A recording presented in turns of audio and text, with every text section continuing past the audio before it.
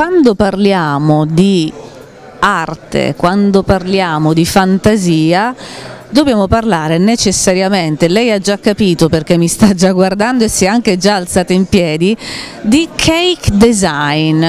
Cake design che Melania Zanti rappresenta praticamente ogni anno qui al Coffee Show Latte Art, con delle creazioni che anno dopo anno diventano sempre più strabilianti. Io non so se si possano utilizzare aggettivi che siano veramente, che rendano veramente l'idea di cosa le mani sapienti di una donna, di tante donne, di tutte coloro i quali poi si accostano a questo tipo di arte e riescano a realizzare. In questo caso siamo alla fase iniziale, ci possiamo permettere il lusso di capire qual è l'origine di una torta che magari vedremo più tardi. La vedremo realizzata nella sua interezza in questi giorni e per quella sfilata che mi sembra di capire sia un elemento nuovo per questa edizione del Coffee Show Latte Art, le torte che sfilano. Sì, quest'anno avremo un concorso giorno 16 come ogni anno, la gara di torte, e ci sarà proprio questa sfilata che noi avremo dato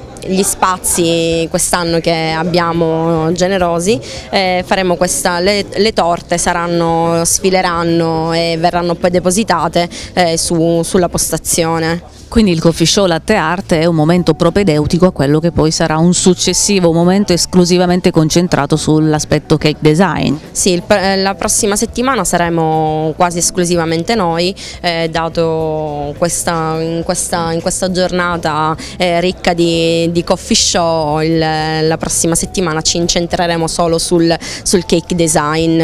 E qui invece come vi siete presentati quest'anno? Ogni anno avete sempre un'idea nuova, uno spunto, una chicca, anzi un chicco parlando di caffè.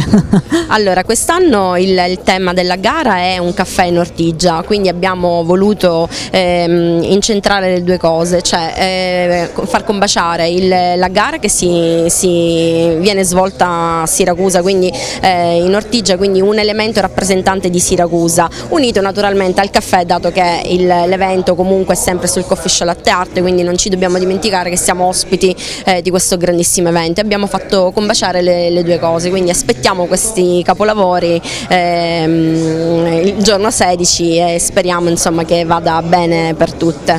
Li aspettiamo, ma tu sicuramente ne conosci già praticamente ogni aspetto, che non sveli giusto per non rovinarci la sorpresa. Certo, sicuramente ci saranno dei bei lavori, è normale, vi aspettiamo qua giorno 16 in tanti per guardare queste torte di cake design.